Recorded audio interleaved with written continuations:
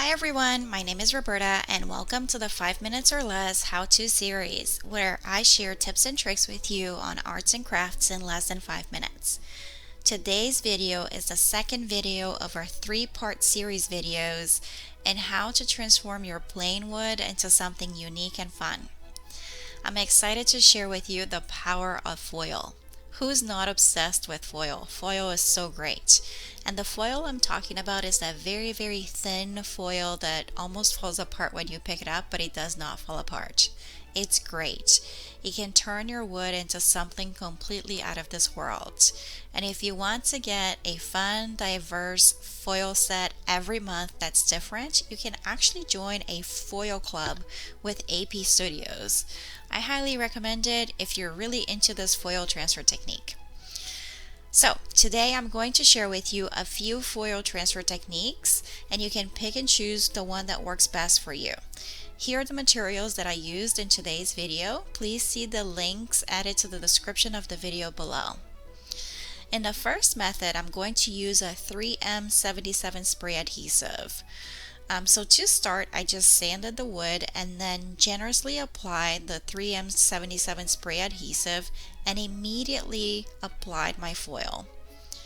And if you don't immediately do that, if you wait around, the foil just won't stick. Once you apply the foil, you want to use a soft towel to smooth and transfer the material, and you can sort of pick up the foil and see if it's transferred or not. If not much is transferred, you can use a bristle brush to help transfer the rest of it.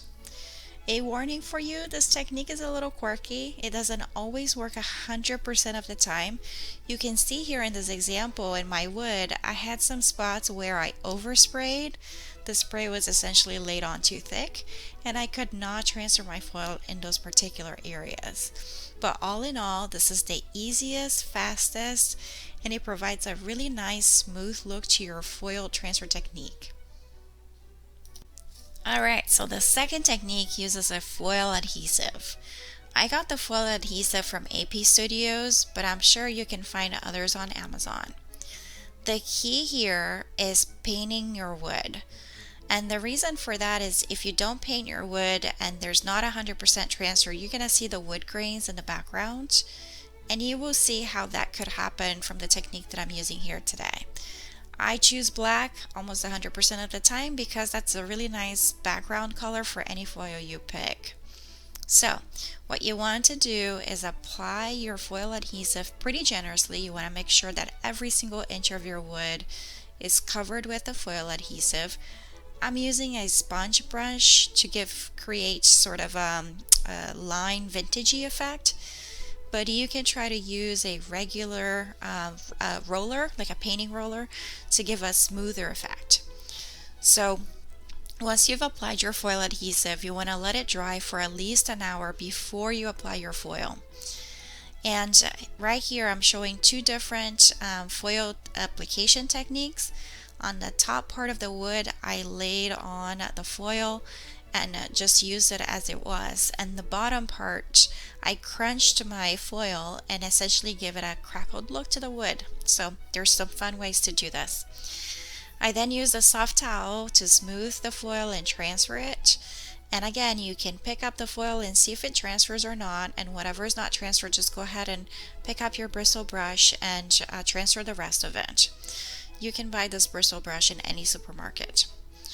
So brush and check until you're happy with your transfer, and then peel the top layer of the foil, and that's it. Your foil has transferred.